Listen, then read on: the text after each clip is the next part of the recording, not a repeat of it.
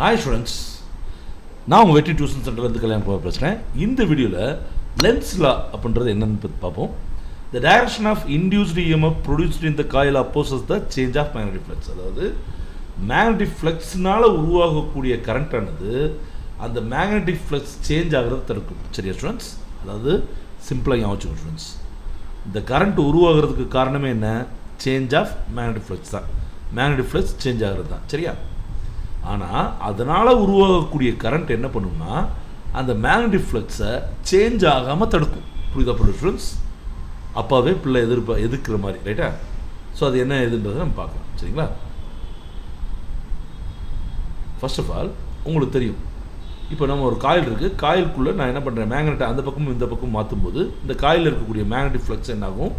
மாறிட்டே இருக்கும். இதனால் இங்கே ஒரு இஎம்எஃப் கிரியேட் ஆகும். சரியா ஸ்டூடெண்ட்ஸ்? அதாவது ஒரு எலக்ட்ரிசிட்டி உருவாகும். சரிங்களா?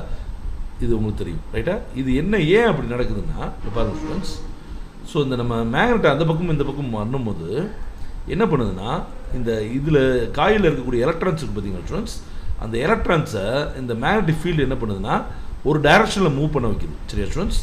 அப்படி மூவ் பண்ணுறதுனால அந்த எலக்ட்ரான்ஸ் மூவ் ஆகிறதுனால தான் கரண்ட் உற்பத்தி ஆகுது. சரியா? ஸோ இதை தான் நம்ம இன்டியூஸ்டு இஎம்எஃப்னு சொல்கிறோம். நம்ம ஆல்ரெடி நிறைய தடவை பார்த்துருவோம். சரிங்களா ஸ்டூடெண்ட்ஸ்? அந்த இன்டியூஸ்டு இஎம்எஃப் என்ன பண்ணுன்னா, இப்போ உதாரணத்துக்கு இது பாருங்களேன், இந்த மேக்னெட்டை நான் உள்ளே கொண்டு வரேன். சரியா? அப்போ என்ன பண்ணும், இந்த காயிலுக்குள்ளே மேக்னெட்டிக் ஃப்ளக்ஸ் இன்க்ரீஸ் ஆகும். சரியா? அப்போ ஒரு கரண்ட் உற்பத்தி ஆகுமா ஆகாதா? அந்த கரண்ட் வந்து இந்த இப்படி டேரக்ஷனில் இருக்கும். நான் ஆரோ காமிக்கிற மாதிரி ஸ்டூடெண்ட்ஸ், இந்த டேரக்ஷனில் இருக்கும். அப்படி மாறும்போது இந்த காயிலே ஒரு மேக்னெட் மாதிரி செயல்படும். அந்த காயிலில் நார்த் போல் எங்கே இருக்கும்னா இந்த பக்கம் இருக்கும். அதாவது நம்ம கொண்டு வர்ற மேக்னெட் இருக்குல்ல ஸ்டூடெண்ட்ஸ், அதில் எங்கே நார்த் போல் இருக்கோ அதுக்கு ஆப்போசிட் டைரக்ஷனில் தான் இந்த நார்த் போலை க்ரியேட் பண்ணும். சரியா? அப்போ நார்த் போல் என்ன பண்ணும்? ஒன்றோட ஒன்று அப்போஸ் பண்ணும் இல்லையா?